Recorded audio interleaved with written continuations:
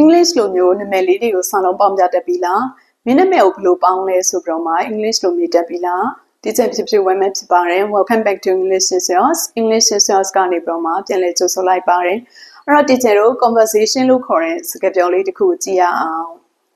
What's your name မင်းနာမည်ဘယ်သူလဲ My name's Akina Harashi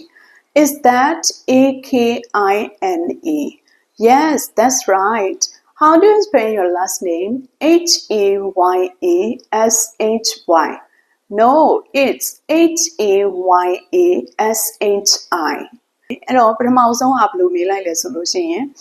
What's your name? မင်းနာမည်ဘယ်သူလဲ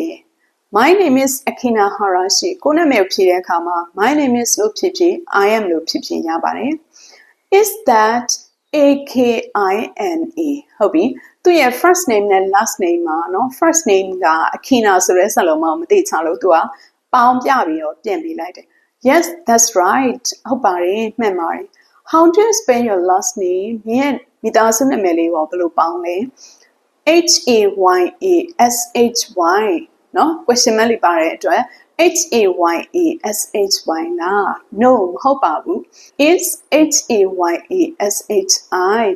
H-A-Y-A-S-H-I လို့ပေါင်းပါတယ်ဆိုပြီးမှ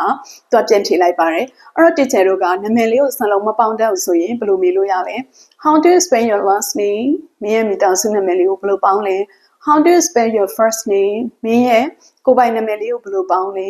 How do you spell your full name မင်းရဲ့နာမည်အပြည့်စုံဘယ်လိုပေါင်းလဲအဲ့လိုမျိုးမေးလို့ရပါတယ်အဲ့တော့နောက်ထပ်ဗီဒီယိုမှာဆိုလို့ရှိရင် teacher က Mr. Mrs. Miss Ms အဲ့ဒီလေးခုရဲ့ကွာခြားချက်ကိုရှင်းပြမှာဖြစ်တဲ့အတွက်အားပေးကြပါအောင်နော် Bye bye